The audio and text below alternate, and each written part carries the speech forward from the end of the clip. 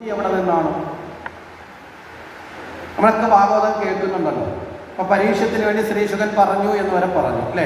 ഈ ശ്രീശുകൻ എവിടെ നിന്നാണ് ഈ ഭാഗവതം കേട്ടത്? ശ്രീശുകൻ എവിടെ നിന്നാണ് ഈ ഭാഗവതം കേട്ടത്? ഇപ്പൊ പറഞ്ഞതേ ഉള്ളൂ. ഇന്ന ആളിന്റെ മോനായിരുന്നു അദ്ദേഹം, മകനും ശിഷ്യനും വേണ്ടി പകർന്നു കൊടുത്തു. നിങ്ങൾക്ക് മനസ്സിലാവാതെ പോകുന്നുണ്ടോ? വ്യാസനിൽ നിന്നാണ്, പിതാവായ വ്യാസനിൽ നിന്നാണ്. വ്യാസൻ ഈ ഭാഗവതം എവിടെ നിന്ന് കിട്ടി? നാരദ മഹർഷിയിൽ നിന്ന് കിട്ടി. നാരദർക്ക് ഈ ഭാഗവതജ്ഞാനം ആര് പകർന്നു കൊടുത്തു? ബ്രഹ്മാവ് പകർന്നു കൊടുത്തു. ബ്രഹ്മാവിന് ഈ ഭാഗവതജ്ഞാനം ആര് പകർന്നു കൊടുത്തു? ഭഗവാൻ നാരായണൻ. ഭഗവാൻ നാരായണൻ ആര് പകർന്നു കൊടുത്തു? അതൊരു വല്ലാത്ത ചോദ്യമായി പോയി. നാരായണ ചരിതം നാരായണൻ ആര് പറഞ്ഞു? പക്ഷേ ഇവിടെ അതിനൊരു ഉത്തരം പറയണം. എന്താ കാരണം എന്ന് ചോദിച്ചാൽ, നമ്മുടെയൊക്കെ പുരാണങ്ങളുടെ ഒരു രീതിയിൽ ഈ കർത്തൃത്വഭാവം, ഞാനാണ് എല്ലാത്തിനും വലുതെന്നുള്ള ഭാവം ഒരു സങ്കല്പത്തിനും വന്ന് ആരും ഏറ്റെടുക്കുന്നില്ല. അത് വിഷ്ണു ഏറ്റെടുക്കുന്നില്ല, ബ്രഹ്മാവ് ഏറ്റെടുക്കും. കാരണം എന്താ? ഈ ഭാവം അഹങ്കാരത്തിൻ്റെതാണ്. മനസ്സിലായില്ലേ? എനിക്കെല്ലാം അറിയാം, ഞാനാണെന്നുള്ള ഭാവം അഹങ്കാരത്തിൻ്റെതാണ്. അതുകൊണ്ട് നമ്മൾ ശ്രീശുകനോട് ചോദിക്കുക, ഭാഗവതം എവിടെ നിന്ന് കിട്ടി? വ്യാസഭഗവാൻ തന്നു, പിതാവായ വ്യാസനോട് ചോദിച്ചാൽ നാരദ മഹർഷി തന്നു, നാരദോട് ചോദിച്ചാൽ ബ്രഹ്മാവ് തന്നു, ബ്രഹ്മാവിനോട് ചോദിച്ചാൽ നാരായണൻ തന്നു, നാരായണൻ ചോദിച്ചാൽ. അത് പണ്ടേ മഹാത്മാക്കൾ അങ്ങനെയല്ലേ പറയുന്നത്. മനസ്സിലായില്ലേ? പേര് പറയുന്നില്ലെങ്കിലും പണ്ടേ മഹാത്മാക്കൾ അങ്ങനെയാണ് ചൊല്ലിക്കേട്ടത്. മനസ്സിലായില്ലേ? അപ്പോൾ ഇത് എല്ലാ കാലത്തും ആവർത്തിക്കപ്പെടുന്ന ജ്ഞാനമാണ്. ഇതിലേക്ക് ചില കഥാപാത്രങ്ങൾ വന്നു ചേരുന്നു എന്ന് മാത്രമേ ഉള്ളൂ എന്ന നിലയിലേക്ക് അതിനെ വ്യാപിപ്പിക്കുന്നുണ്ട്. ഇനി ഇവിടെ വ്യാസഭഗവാന് നാരദര്, വ്യാസനാണല്ലോ ഭാഗവതം രചിച്ചിരിക്കുന്നത്, തൻ്റെ പുത്രൻ ഉപദേശിക്കുന്ന ക്രമം അനുസരിച്ച് ഭാഗവതം രചിച്ചതാരാണ്? വ്യാസനാണ്. ഈ വ്യാസഭഗവാന് ഭാഗവതം രചിക്കുവാൻ നിമിത്തമായ ഒരു ചരിതമുണ്ട്. അതുകൂടി നമുക്കൊന്ന് ചർച്ച ചെയ്യാം. വ്യാസഭഗവാൻ തൻ്റെ ആശ്രമത്തിൽ സന്ധ്യാവന്തനാദി കാര്യങ്ങളൊക്കെ കഴിഞ്ഞ് അദ്ദേഹം ഇരിക്കുന്ന സമയത്ത് അദ്ദേഹത്തെ ദർശിക്കാൻ വേണ്ടി നാരദ മഹർഷി. ഈ നാരദ മഹർഷിക്ക് ഒരു പ്രത്യേകതയുണ്ട്. എന്താ പ്രത്യേകത? നാരദ മഹർഷിക്ക് എന്താ പ്രത്യേകത? ഉറക്കെ പറഞ്ഞോ. ഞാൻ ഈ ഉച്ചയ്ക്ക് 2 മണിക്കുള്ള വാർത്ത കേട്ട് ശീലമില്ല, അതുകൊണ്ടാണ് ഈ ഉറക്കം പറയാൻ പറഞ്ഞത്. 2 മണിക്ക് ടി വിയിൽ ഒരു വാർത്തയാണ്, അത് കേൾക്കുകയാണെങ്കിൽ ഇങ്ങനെ കാണിച്ചാൽ മതി, നമുക്ക് അറിയാൻ പറ്റും. മനസ്സിലായില്ലേ? നാരദ മഹർഷിയുടെ പ്രത്യേകത നിങ്ങൾ ഉദ്ദേശിച്ച പ്രത്യേകതയല്ല ഞാൻ ഉദ്ദേശിച്ചത്. അതുകൊണ്ട് ഞാൻ ഉദ്ദേശിച്ച ആദ്യം പറയാം. നിങ്ങൾ ഉദ്ദേശിച്ചത് എന്താണെന്ന് സ്വയം മനസ്സിലാക്കിയിട്ട് ആണോ എന്ന് തീരുമാനിക്കാം. നാരദ മഹർഷിയുടെ പ്രത്യേകത, എവിടെയാണോ ഈശ്വരീയമായ അനുഭവ പ്രവർത്തനങ്ങൾ ഉണ്ടാകേണ്ടത് അവിടെ നാരദ മഹർഷി വന്നു. പക്ഷെ ഇപ്പൊ നമ്മൾ തെറ്റിദ്ധരിച്ച് വെച്ചിരിക്കുന്നത്, എവിടെയാണോ തമ്മിലടിയും കലഹം ഉണ്ടാക്കേണ്ടത് അവിടെ ആര് വരും എന്നാണ് ധരിച്ചത്. അത് ശുദ്ധ വിഡ്ഢിത്തമാണ്, ഈശ്വര നിന്ദയാണ്. അങ്ങനെ നിങ്ങൾ ചിന്തിക്കുന്നത് സാക്ഷാൽ നാരായണനെ നിന്ദിക്കുന്നതിന് തുല്യമാണ്. മനസ്സിലായില്ലേ? നാട്ടിൽ പരദൂഷണം പറയുന്ന ഒരാളിനെ നാരദ എന്ന് നിങ്ങൾ വിശേഷിപ്പിക്കുന്നുണ്ടെങ്കിൽ നിങ്ങൾ ആരെ അപമാനിച്ചു? വിഷ്ണു ഭഗവാനെ അപമാനിച്ചു, നാരദരെ അല്ല. ഏറ്റവും വലിയ ഭഗവത് നിന്ദയാണ് എന്ന് തിരിച്ചറിയുക.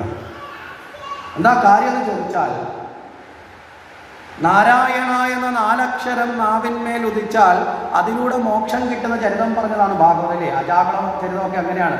നാരായണ എന്ന 4 അക്ഷരം ജപിച്ചപ്പോ അല്ലേ, ജീവിതത്തിൽ അനവധി തെറ്റുകൾ ചെയ്ത അജാമലന് പോലും സദ്ഗതി ഉണ്ടായി എന്ന് പറയും. അപ്പൊ ഈ നാരായണ മന്ത്രം ഈ പ്രപഞ്ചത്തിൽ ഏറ്റവും കൂടുതൽ ജപിച്ചിട്ടുള്ളത് ഒരാളാരെ ആയിരിക്കും? അപ്പൊ അത്രയും തവണ നാരായണ മന്ത്രം ജപിച്ചിട്ടും നാരദര് നല്ല വ്യക്തിയായിട്ടില്ലെങ്കിൽ അതിന്റെ കുറ്റം ആർക്കായിരിക്കും? നാരദർക്കല്ല, നാരായണനാണ്. മനസ്സിലായില്ലേ? പറഞ്ഞ ആശയം മനസ്സിലായോ?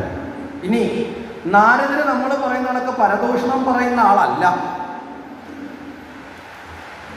നമ്മുടെ കേവലബോധത്തിന്റെ തലത്തിൽ നമ്മൾ അതിനെ സാധാരണഗതിയിൽ മനസ്സിലാക്കുന്നത് പറ്റിപ്പോയ അപകടമാണ്. നാരദരെന്ന പേരിലും നാരായണ എന്ന പേരും ചേർത്ത് വെച്ച് നിങ്ങൾ ചിന്തിച്ചോക്കെ, 2ന്റെ തുടക്കവും ഒരേ അക്ഷരങ്ങളിലാണ്. നാര എന്നുള്ള പേരാണ് അല്ലേ? നാര, നാരായണൻ, നാരദൻ. ഈ നാരായണ ശബ്ദമാണ് നാരായണന്റെ തത്വവും, ഈ നാരായണ ശബ്ദമാണ് നാരദന്റെ തത്വവും. 2ന്റെ തുടക്കത്തിന്റെ ശബ്ദത്തിനാണ്. നമ്മൾ പുരാണങ്ങൾ പരിശോധിച്ചാൽ പുരാണങ്ങളിലെ ഓരോ പേരുകളുടെ പോലും വ്യാപ്തി മനസ്സിലാക്കിയില്ല എങ്കിൽ ആ പുരാണ കഥാസന്ദർഭം നമ്മുടെ കൈവിട്ടു പോകും. നമ്മൾ കഥ പഠിച്ചവരായി മാറും. മനസ്സിലായില്ലേ? ആ കഥാസാരം ലഭിക്കാത്തവരായി പോവുകയും ചെയ്യും. ഇവിടെ നാരായണ പേരിൻ്റെ ശബ്ദത്തിൻ്റെ അർത്ഥം ജ്ഞാനമെന്നാണ്.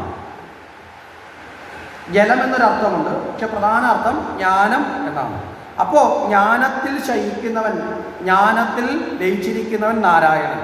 ജ്ഞാനത്തെ പകർന്നു കൊടുക്കുന്നവൻ, മനസ്സിലായില്ലേ? ദാനം ചെയ്യുന്നവൻ നാരദൻ. വ്യത്യാസം മനസ്സിലായില്ലേ? ഒരാളെ ജ്ഞാനസ്വരൂപനാണെങ്കിൽ ഒരാളെ ജ്ഞാനത്തെ പകർന്നു കൊടുക്കുന്ന ആളാണ്. അപ്പം നാരദർക്ക് യോഗ്യതയില്ലേ? ഇല്ലേ? നാരദർക്ക് യോഗ്യത ഉണ്ട്. ഇനി ഭാഗവതം തന്നെ നമ്മൾ പറയുന്നു ഏറ്റവും വലിയ പാരമാസിക സംഹിതയാണ് ഭാഗവതം. പരമഹംസന്മാർക്ക് ആ പ്രിയപ്പെട്ടതാണ് ഭാഗവതം, ഭഗവാന്റെ സ്വരൂപമാണ്. ഈ ഭാഗവത ജ്ഞാനത്തെ വ്യാസന് പകർന്നു കൊടുത്ത നാരദര് പിന്നെ ആ ജ്ഞാനത്തിൻ്റെ ഉടമസ്ഥനല്ലേ? കയ്യിലുള്ള ആക്കല്ലേ പകർന്നു കൊടുക്കാൻ പറ്റൂ? നാരദരല്ലേ വ്യാസന് പകർന്നു കൊടുത്തത്? 18 പുരാണങ്ങൾ നമ്മളെടുത്ത് നോക്കിയാലും ഈ 18 പുരാണങ്ങൾ പകർന്നു കൊടുത്തിരിക്കുന്ന സ്ഥലത്ത് ആരുണ്ട്? നാരദരുണ്ട്. സർവജ്ഞാനിയാണ് നാരദര്. മനസ്സിലായില്ലേ? ഈ 18 പുരാണങ്ങളിൽ ഒരു പുരാണം നാരദരുടെ പേരിൽ തന്നെയാണ്. നിസാരക്കാരനല്ല. നമ്മൾ മനസ്സിലാക്കാൻ വൈകിയത് കൊണ്ടോ മനസ്സിലാക്കാൻ വേണ്ടത്ര മനസ്സിലാക്കാത്തത് കൊണ്ടോ പറ്റിപ്പോയ ചില കാഴ്ചപ്പാടുകളാണെന്ന് മാറ്റണം. 18 പുരാണങ്ങളിൽ ഒരു പുരാണം ആരുടെ പേരിലാണ്? നാരദന്റെ പേരിലാണ്. അതുപോലെ ഒരു പുരാണമാണ് ഭാഗവതം. മനസ്സിലല്ലേ? ശ്രീകൃഷ്ണന്റെ പേരിലുള്ള പുരാണമാണ് ഭാഗവതം. ശിവന്റെ പേരിലൊരു പുരാണമുണ്ട്, ദേവിയുടെ പേരിലൊരു പുരാണമുണ്ട്, ഗരുഡന്റെ പേരിലൊരു പുരാണമുണ്ട്, ശിവന്റെ മറ്റേ ലിംഗപുരാണമുണ്ട്, മാർക്കണ്ഡേയ പുരാണമുണ്ട്, കൂർമ്മ പുരാണമുണ്ട്, ഗണേശ പുരാണമുണ്ട്, വായു പുരാണമുണ്ട്, അഗ്നി പുരാണമുണ്ട്. അങ്ങനെ നമ്മൾ എണ്ണി അങ്ങോട്ട് എടുത്താൽ ബ്രഹ്മാവിന്റെ പേരിലൊരു പുരാണമുണ്ട്. ഇങ്ങനെ പോയാൽ ഒരു പുരാണത്തിന്റെ ഉടമസ്ഥനാരാ? നാരദനാണ്. അപ്പൊ നിസ്സാരക്കാരനാണോ? ഇനി നാരദരുടെ തന്നെ സംഭാവനകളുണ്ട്. ഭക്തി എന്നതിനെ കുറിച്ച് ഏറ്റവും ശ്രേഷ്ഠമായി വ്യാഖ്യാനിച്ചിരിക്കുന്നത് ആരാണ്? നാരദനാണ്. നാരദ സംഹിത, ഭക്തി സൂത്ര സംഹിത. പത്രജ്ഞാനിയാണ് ആര്? നാരദര്. ആ പരമജ്ഞാനിയായ നാരദര്, നമ്മൾ ഇനിയെങ്കിലും അത്തരത്തിലുള്ള വാക്കുകൾ ഉപയോഗിക്കുമ്പോൾ ശ്രദ്ധിക്കണം. മനസ്സിലായില്ലേ?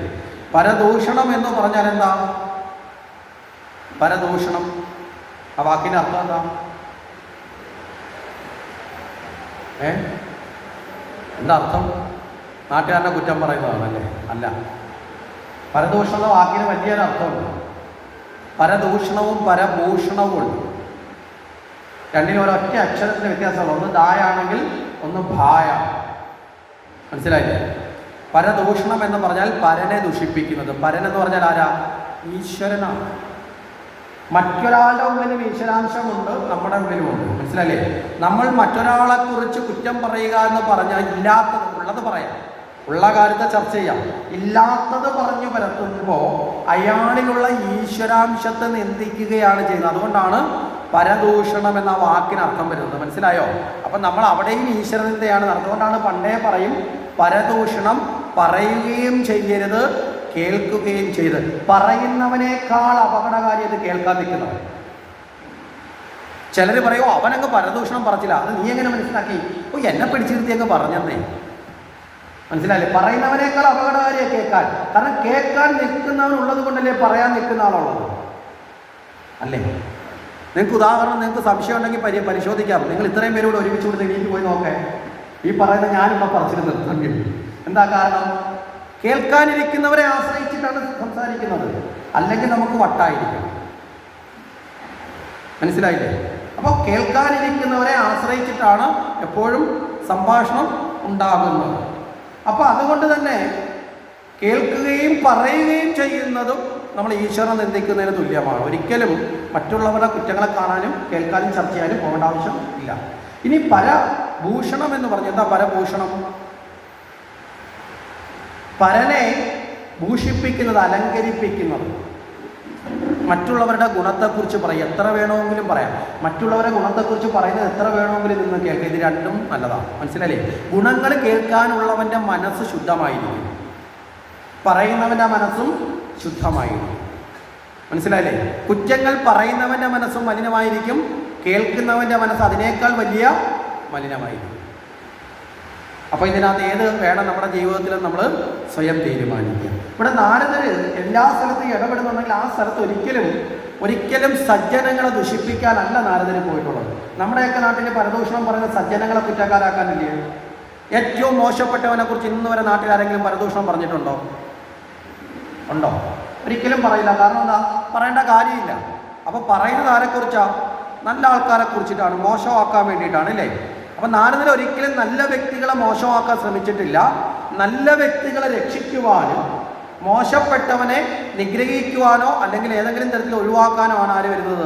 നാരദർ. അതാണ് നാരദർ വന്ന് രാവണനെയും കുംഭകർണൻ്റെ അടുത്തും അതായത് കംസൻ്റെ അടുത്തൊക്കെ ഓരോന്ന് പറഞ്ഞ് ഇവരൊക്കെ ഏഷണി ഉണ്ടാക്കി കൊടുത്ത് ഇവർ പോയി വളരെ വേഗത്തിൽ നാശത്തിലേക്ക് പതിക്കും. അതാണ് നാരദർ ഒരു ഈശ്വരീയ കർമ്മത്തിന് വേണ്ടിയിട്ടാണ് വരുന്നത്. നാരദർ. അതുകൊണ്ട് നാരദർ പരമശ്രേഷ്ഠനാണ്, മഹായോഗിയാണ്, ബ്രഹ്മാവിൻ്റെ പുത്രനാണ്, നിത്യബ്രഹ്മചാരിയാണ്. മനസ്സിലായില്ലേ? ഒരിക്കലും ജ്ഞാനികളായ ഗുരുനാഥന്മാരെ നിന്ദിക്കരുത്, ദേവന്മാരെ നിന്ദിക്കാൻ പാടില്ല. അപ്പോൾ പേരുകൊണ്ട് പോലും നമ്മൾ ഇനിയെങ്കിലും നമ്മളത് മനസ്സിലാക്കുക എന്നുള്ളത് കൊണ്ടാണ് നമ്മളിവിടെ തുറന്ന് ചർച്ച ചെയ്യുന്നത്. ശരി, ഇപ്രകാരമുള്ള നാരദർ വന്നു ഇവർ തമ്മിലുള്ള പരസ്പര അഭിവാദ്യമൊക്കെ ചെയ്തു, കുശലാന്വേഷണമൊക്കെ നടത്തി. നാരദർ ചോദിച്ചു, അല്ലയോ വ്യാസഭഗവാനെ, അങ്ങ് ലോകത്തിന് മുഴുവൻ ധർമ്മത്തെയും ശാസ്ത്രത്തെയൊക്കെ പകർന്നു കൊടുത്തിരിക്കുന്ന അങ്ങയുടെ മുഖത്തിൽ എന്തോ ഒരു സന്തോഷക്കുറവ്, ഒരു സംതൃപ്തി കുറവ് തോന്നുന്നല്ലോ എന്ന് പറഞ്ഞു. അതുകൊണ്ടാണ് പണ്ടേ പറയും, ഈ മുഖം മനസ്സിൻ്റെ കണ്ണാടിയാണ് അല്ലേ? അഭിനയിക്കാൻ അറിയാവുന്നവരത് പൂഴ്ത്തി വെക്കും. അല്ലാതെ സാധാരണക്കാരെ സംബന്ധിച്ച് അവരുടെ മനസ്സിനൊരു വിഷമം ഉണ്ടായാലും സന്തോഷം ഉണ്ടായാലും അത് എവിടെ ഉണ്ടാവും? മുഖത്ത് പ്രതിഫലിക്കും. അപ്പോൾ വ്യാസനോട് ചോദിച്ചു, അങ്ങയുടെ മുഖത്തൊരു മാനസികമായ ഒരു സംതൃപ്തിക്കുറവ് എന്താണെന്ന് ചോദിച്ചു.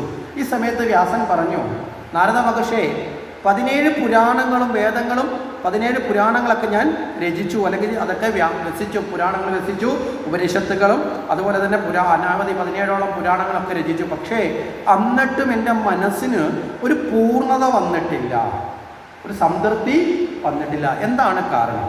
നാരദ മഹർഷി ഇതിന് മറുപടി പറഞ്ഞു, അങ്ങേക്ക് അറിയാവുന്ന കാര്യമാണ്, എങ്കിലും ഞാൻ അങ്ങ് ചോദിച്ച സ്ഥിതിക്ക് എന്ത് ചെയ്യാം? ഒന്ന് ഓർമ്മപ്പെടുത്താം അല്ലേ? അറിയാത്ത കാര്യമാണെങ്കിലേ പുതിയതായിട്ട് പറയേണ്ടി വരുന്നത്. അങ്ങക്ക് അറിയാവുന്നത് തന്നെയാണെന്നാലും ഞാൻ അതിൻ്റെ പ്രാധാന്യം ഒന്ന് ഓർമ്മപ്പെടുത്താം. ഇപ്പം നമ്മുടെ കയ്യിൽ പല സാധനങ്ങളും ചിലപ്പോൾ ഉണ്ടാവും, പക്ഷെ ആ സാധനത്തിൻ്റെ എല്ലാം പ്രാധാന്യം നമുക്ക് ഓർമ്മയുണ്ടാവുമോ? ഉണ്ടാവുമോ? ചിലപ്പം നമ്മളെ ഏതെങ്കിലും ഒരു സുഹൃത്തോ ബന്ധുവായിരിക്കും ഇതിന് ഇങ്ങനെയും കൂടി ഒരു ഉപയോഗമുണ്ട്. അപ്പോഴായിരിക്കും നമ്മൾ ഇങ്ങനെ ഒരു സാധനേ നമ്മൾ അറിഞ്ഞു. അപ്പോൾ പ്രാധാന്യം, ഏതൊരു വസ്തുവിൻ്റെയും പരമമായ പ്രാധാന്യത്തെ ബോധ്യപ്പെടുക എന്നുള്ളതാണ് ഏറ്റവും പ്രധാനമായി വേണ്ടത്. അപ്പോൾ ഈ പ്രാധാന്യത്തെ ബോധ്യപ്പെടുത്താൻ വേണ്ടി ഇദ്ദേഹം പറഞ്ഞു, സാക്ഷാൽ ശ്രീകൃഷ്ണ ഭഗവാന്റെ ആ ഭക്തിരസാനന്ദപ്രദമായ ജീവിതത്തെ വേണ്ടും വണ്ണം അങ്ങ് എന്ത് ചെയ്തിട്ടില്ല? അങ്ങ് വിശദീകരിച്ചിട്ടില്ല. ബാക്കിയൊക്കെ അങ്ങ് ചെയ്തിട്ടുണ്ട്, എല്ലാ ദേവന്മാരെയും ചർച്ച ചെയ്തിട്ടുണ്ട്. പക്ഷേ ശ്രീകൃഷ്ണ ഭഗവാന്റെ ഭക്തിരസാനന്ദപ്രദമായ ലീലയെ എന്ത് ചെയ്തില്ല? ചർച്ച ചെയ്തില്ല. ഇപ്പോൾ ഭക്തിരസാനന്ദപ്രദമായ ലീലയെ ചർച്ച ചെയ്തില്ല എന്ന് പറയുമ്പോൾ ശ്രീകൃഷ്ണന്റെ ചരിതം അല്ലാതെ വ്യാസൻ ചർച്ച ചെയ്തിട്ടുണ്ടോ? ഭാഗവതത്തിലല്ലാതെ ഉണ്ടോ? ഉണ്ടോ?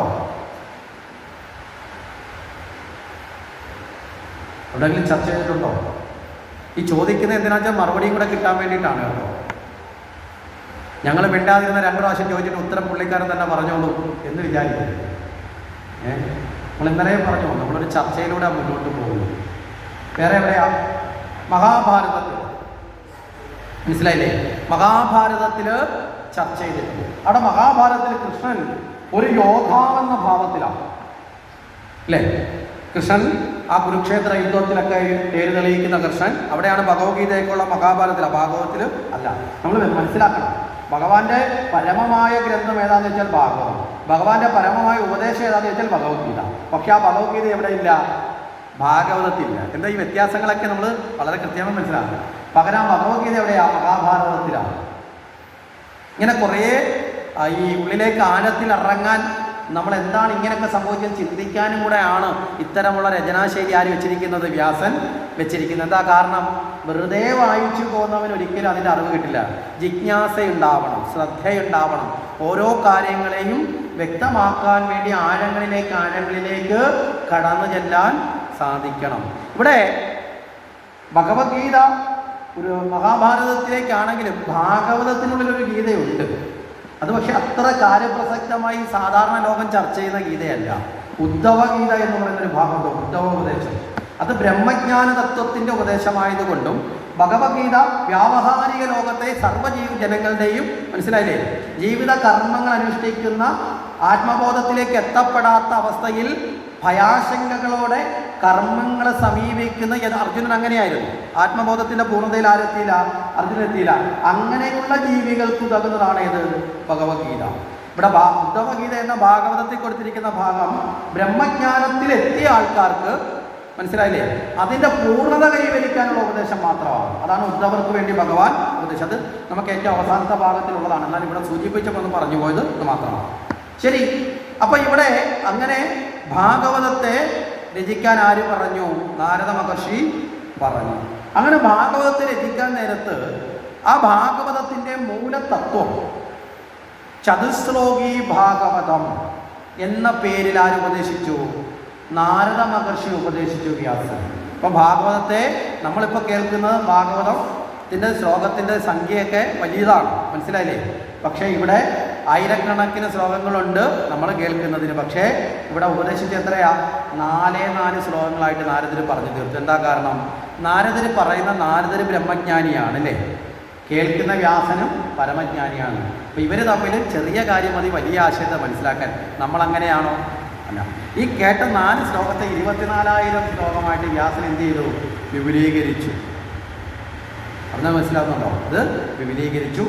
ഈ ചതുശ്ലോകിക്കകത്ത് കൃഷ്ണൻ എന്നൊരു പേര് പോലും ഇല്ല, മനസ്സിലായോ? ചതുശ്ലോകിക്കകത്ത് അങ്ങനെ ഒരു പേര് പോലുമില്ല. യഥാർത്ഥത്തിലുള്ള ആ പരമമായ തത്വത്തെ മാത്രമേ പറഞ്ഞുള്ളൂ. ഈ കാണുന്ന പ്രപഞ്ചത്തിന് മുഴുവൻ ആധാര സ്വരൂപമായിരിക്കുന്നത് ഏകമായ പരമസത്യമാണെന്നും ആ സത്യത്തെ അറിയാത്തവർ ദൃശ്യപ്രപഞ്ചത്തെ മുഴുവൻ സത്യമാണെന്ന് കരുതി അതിൽ നിന്നുണ്ടാകുന്ന ഭ്രമങ്ങളിൽപ്പെട്ടോ ജീവിതം സുഖദുഃഖപൂർണമാണെന്ന് വിചാരിച്ച് അലഞ്ഞു തിരിയുന്നവരായ ജീവാത്മാക്കളായി മാറുകയും പരമമായ സത്യത്തിൽ ഈ പ്രപഞ്ചത്തിൻ്റെ എല്ലാ ആത്മാംശം ഒന്നാണെന്ന ബോധത്തിലേക്ക് എത്തുന്നവർ പരമമായ ഈശ്വരനെ നേടി സായുജ്യം നേടുകയും ചെയ്യും. ആ അവസ്ഥയ്ക്ക് വിഘാതമുണ്ടാകാതെ മുന്നോട്ട് പോകേണ്ടത് എന്നെ അനുവദിക്കുക. ഇത്രയൊക്കെ ഉള്ളൂ ചതുശ്ലോകിയുടെ ഒരു കേവലാർത്ഥം എന്ന് പറയും. ഇതിനെയാണ് ഈ ഇത്രയും വിപുലമാക്കി മാറ്റിയത്. അതായത് പരമമായ പ്രപഞ്ചത്തെ, അതിൻ്റെ തത്വത്തെ നമ്മളെ ബോധിപ്പിക്കാൻ കൃഷ്ണചരിതത്തെ ആരാധാരമാക്കി? വ്യാസൻ ആധാരമാക്കി. മനസ്സിലാവുന്നുണ്ടോ? അവിടെ നിന്നിട്ടാണ് കൃഷ്ണചരിതം ഇതിൻ്റെ ഭാഗമായി വന്നത്. അതിന് പ്രകാരമാണ് വ്യാസൻ ആർക്ക് പഠിപ്പിച്ചത്? തൻ്റെ പുത്രനായിട്ടുള്ള ശ്രീശുകനും സുതപൗരാണികനും പഠിപ്പിച്ചത്. അവർ ഇത് മറ്റുള്ളവരിലേക്ക് പകർന്നു കൊടുക്കുന്നത്. അങ്ങനെയാണ് ഇവിടെ ഈ ഭാഗവതത്തിൻ്റെ ചരിത്രത്തിലേക്ക് നമ്മൾ പ്രവേശിക്കുന്നത്. ഇനി നാരദ മഹർഷി ഇത് പറഞ്ഞു കൊടുത്തതിന് ശേഷം ഭാഗവതത്തിൻ്റെ മഹത്വത്തെ ഒന്ന് ബോധിപ്പിക്കാൻ വേണ്ടി, ഭാഗവതത്തിൻ്റെ മഹത്വത്തെ ഒന്ന് ഉറപ്പിക്കാൻ വേണ്ടി, കാരണം കേൾക്കുന്ന ഒരാൾ നിസ്സാരമായി കേൾക്കരുത്. അപ്പോൾ ആ മഹത്വത്തെ ഒന്ന് ഉറപ്പിക്കുന്നതിന് വേണ്ടി അദ്ദേഹം പറഞ്ഞു, ഇതൊരു സത്സംഗമാണ്. ഇതൊരു സത്സംഗമാണ്. എന്താ ഈ സത്സംഗം എന്ന് പറഞ്ഞാൽ? സത്സംഗം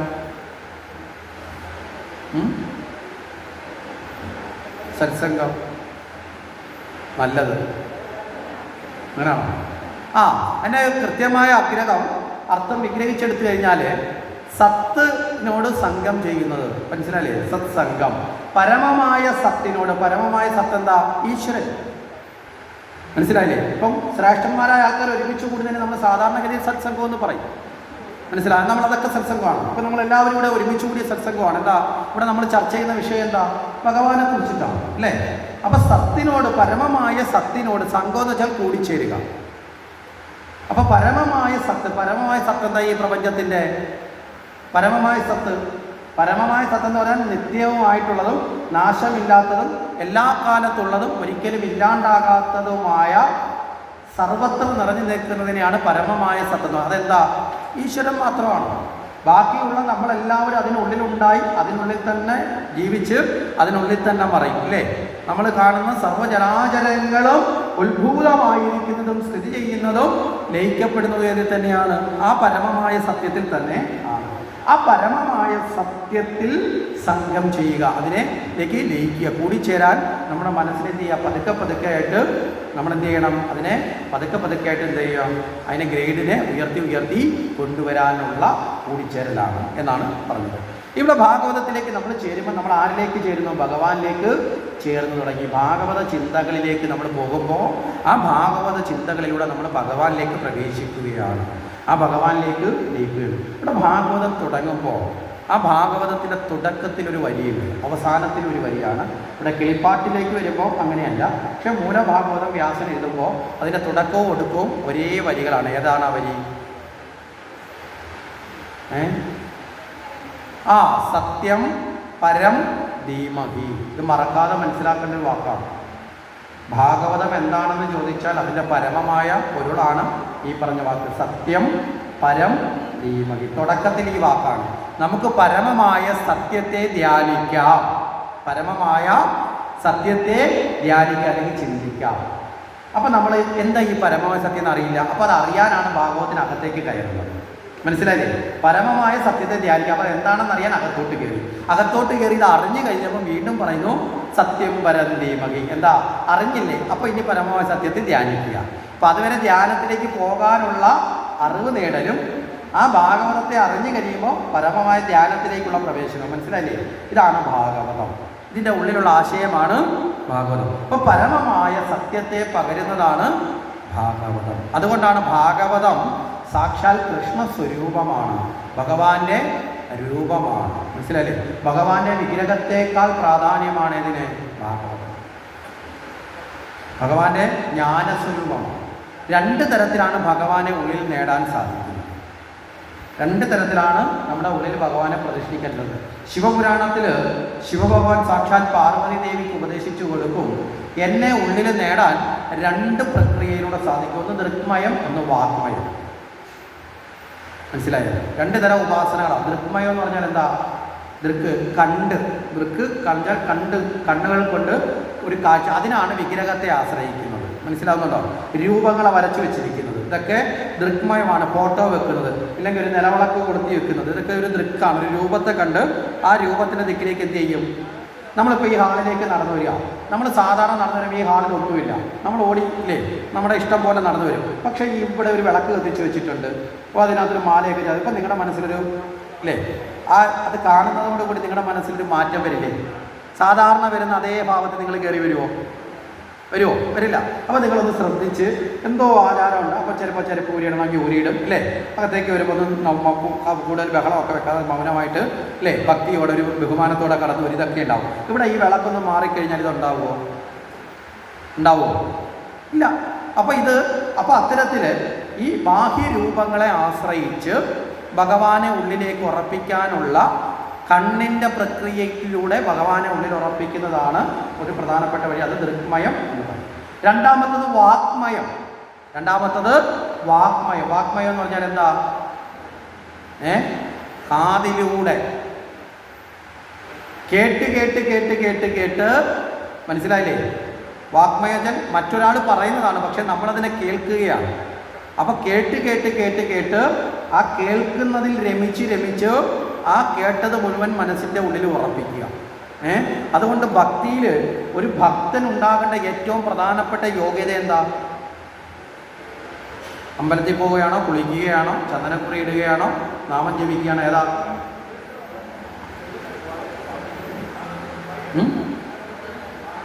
ഒരാൾ എപ്പോഴാണോ പരമഭക്തനാകുന്നത്, അല്ലെ ഭഗവാന്റെ ഭക്തനായ ശരിയായ ഭക്തനാകുന്നത് എന്ന് തിരിച്ചറിയാൻ വളരെ എളുപ്പമാണ്. പക്ഷെ ആ വഴി ആരും തേടാറില്ല എന്നുള്ളതാണ് സത്യം. എപ്പോഴാണെന്നറിയാമോ? ഭഗവാനെക്കുറിച്ച് കേൾക്കുവാനുള്ള വ്യഗ്രത കൂടുന്ന ആളാണ് ഭക്തൻ. മനസ്സിലായില്ലേ? ചിലരുണ്ടാവും യജ്ഞശാലയിൽ തന്നെ വന്നിരിക്കും, പക്ഷെ അടുത്തിരിക്കുന്ന ആളിനോട് കഥ പറഞ്ഞുകൊണ്ടേയിരിക്കും. അവിടെ ഇരുന്നത് കൊണ്ട് ഭക്തനായോ എന്ന് ചോദിച്ചാൽ നാട്ടുകാരവിടെ ഭക്തനായി. രാവിലെ പോയതാ അമ്മ, വൈകിട്ടാണ് വരുന്നത്, 7 ദിവസവും മുടങ്ങാതെ പോകും. അല്ലെങ്കിൽ ചേച്ചി രാവിലെ പോകും. മനസ്സിലായില്ലേ? പക്ഷേ 7 ദിവസവും നടത്തിയ പ്രക്രിയ എന്താണെന്ന് ചോദിച്ചാൽ ഭാഗവത്തേക്കാൾ വലിയ കഥ അവിടെ ഇരുന്നങ്ങ് പറഞ്ഞു തീർത്തു. അങ്ങനെയൊക്കെ നടത്തും. ചില ആൾക്കാർ വന്നിരുന്ന് സുഖമായിട്ട് ഉറങ്ങും. അപ്പോൾ ചിലരോട് ചോദിച്ചാൽ പറയും അല്പം മനസ്സിന് സുഖം കിട്ടുന്നത്, അതുകൊണ്ട് ഉറങ്ങുന്നവർ ഉറങ്ങിക്കോട്ടെ എന്ന് പറയും. എന്താ മനസ്സിന് സുഖമായ അവസ്ഥ കിട്ടുന്നതുകൊണ്ട് അവിടെ നമ്മൾ പറയും. അപ്പം അതല്ല ഇവിടെ ഭാഗവതത്തെക്കുറിച്ച് മാത്രമല്ല, ഏത് തരത്തിലാണെങ്കിലും ഈശ്വരനെക്കുറിച്ച് കേൾക്കാൻ കിട്ടുന്ന ഒരവസരവും പാഴാക്കിക്കളയാതെ ഭഗവാനെക്കുറിച്ച് കേൾക്കുന്ന ആളാണ് ഭഗവാന്റെ ഭക്തനായി വളരുന്ന ആൾ. അല്ലാത്തവർ വളരില്ല. അവരിങ്ങനെ എന്നും ഇങ്ങനെ ഒരേ കണക്ക് നിൽക്കും. മുറ്റത്ത് വെച്ച വാഴത്തൈയിൽ എന്നും കുരുടി നിൽക്കുന്ന കണക്ക് ബലവും ഇല്ല, ഒട്ടും ദ്രവിച്ചു പോകണമെങ്കിൽ ദ്രവിച്ചും പോകുന്നില്ല, പുതിയ ശിഖരം ഉണ്ടെങ്കിൽ ശിഖരവും ഇല്ല, കായും ഇല്ല, പൂവും ഇല്ല, എന്നും മുരടി നിൽക്കുന്ന ചില വൃക്ഷത്തൈ കണ്ടിട്ടില്ലേ? കുറേ നാൾ കഴിഞ്ഞിട്ട് നമ്മൾ ആ വൃക്ഷത്തൈ കൊള്ളാമെന്ന് പറയുമോ? വേറെ ഒന്ന് കിട്ടിയാൽ ഇത് പിഴുത അയ്യത്ത് കളയും അല്ലേ? ശരിയല്ലേ? ആണോ അല്ലയോ? പണ്ട് ഞാനും കൊണ്ടുവന്നൊരു ആപ്പിളിൻ്റെ തൈ നട്ടതാണ്. സത്യം, ഒരു 10-15 വർഷക്കാലം ആപ്പിളിൻ്റെ തൈ ഇത്രയും തന്നെ ആയിട്ട് കഴിഞ്ഞു. അവസാനം ദേഷ്യം വന്ന് ഞാൻ തന്നെ പിഴുത അയ്യത്ത് കളഞ്ഞു. അവസാനം ആപ്പിൾ കിട്ടിയതിന് വേണ്ടിയില്ല, അതിൻ്റെ ചവിട്ടി അത് പിഴുത വന്നിട്ട് അവിടെ മുളകിൻ്റെ ചെടി കൊണ്ട് വെച്ചു. അതിനകത്ത് 4-5 കായ് കിട്ടി. അപ്പം എന്താ കാരണം? അത് മുരടിച്ച് നിന്നതാണ്, ഫലമില്ലാതെ. അതുപോലെ ആയി പോകും നമ്മുടെ ഭക്തിയിൽ മുരടിച്ച് നിൽക്കുന്ന ഒരവസ്ഥ. അങ്ങനെ ആവരുത്. ഭക്തി വളരണം. ഭക്തിക്ക് വളർച്ചയുണ്ട്. നമ്മുടെ ശരീരം എന്നും ഇതുപോലെ ഇരിക്കുന്നതും ഭക്തിക്ക് വളർച്ചയുണ്ട്. അവിടെ ഏറ്റവും പ്രധാനം ഭഗവാന്. അതുകൊണ്ടാണ് ഭക്തിയുടെ ആദ്യത്തെ പടി എന്ന് വെച്ചാൽ ശ്രവണമാണ്. അറിവിൻ്റെ എല്ലാം പ്രധാന പടി ശ്രവണമാണ്.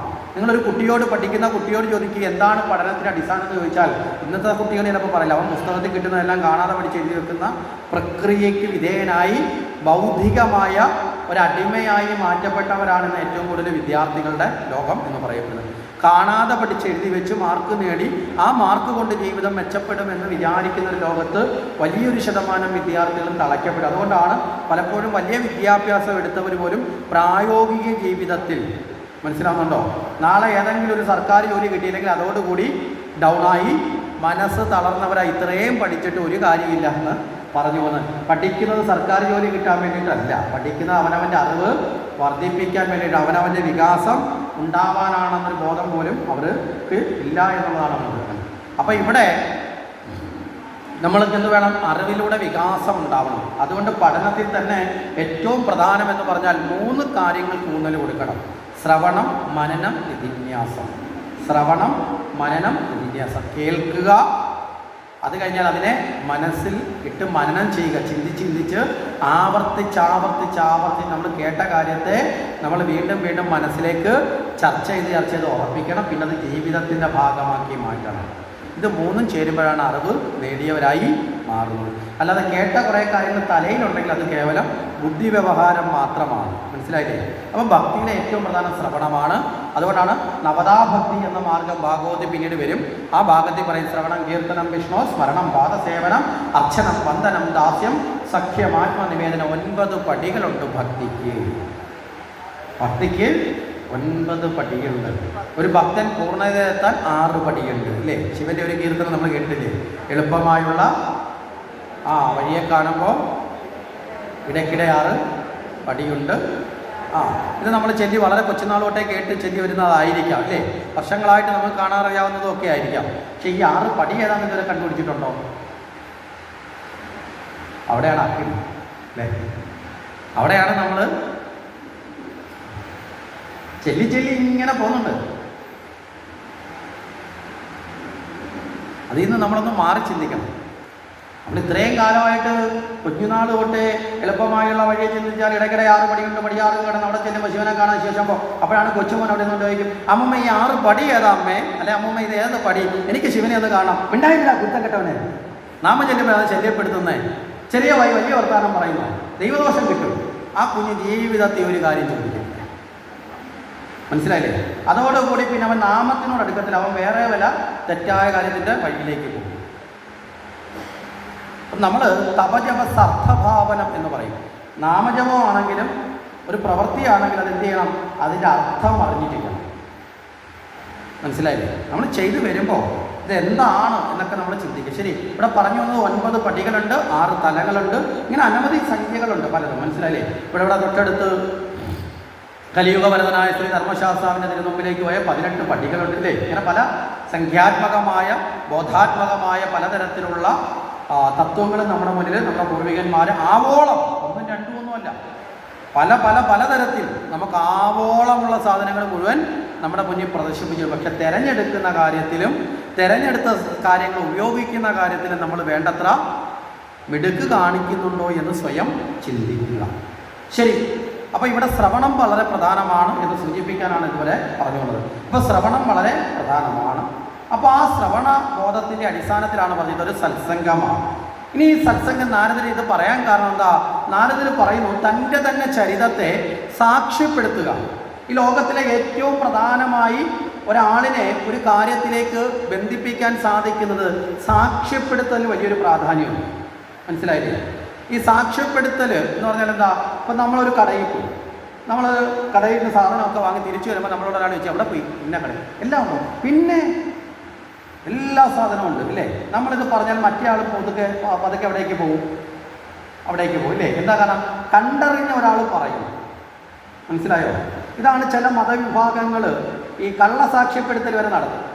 എൻ്റെ ഇവിടെ ഒരു മുഴയുണ്ടായിരുന്നു, പ്രാർത്ഥിച്ച് കഴിഞ്ഞപ്പോൾ ഇങ്ങനെ തട്ടിയപ്പോൾ അതങ്ങ് പോയി, നട്ടലിനകത്തൂടെ ഒരു വേദന ഉണ്ടായിരുന്നു, ആരും കാണാത്ത സാധനമില്ലേ എന്നൊക്കെ പറഞ്ഞ് ഇങ്ങനെ വളഞ്ഞു ഒരു അയ്യോ എന്നൊക്കെ വിളിച്ച് ഇവിടെ വരുമ്പോഴത്തേക്ക് ഒന്ന് രണ്ട് ചാട്ടം ചാടാൻ പറഞ്ഞ് ചാടി അയ്യോ ദാ പോയി എല്ലാം പോയി. ഇത് എന്താ? ഈ സാക്ഷ്യപ്പെടുത്തൽ കാണുമ്പോൾ ഇളകിക്കൊണ്ടിരിക്കുന്ന മനസ്സുള്ള നമ്മുടെ മനസ്സും കിളവും.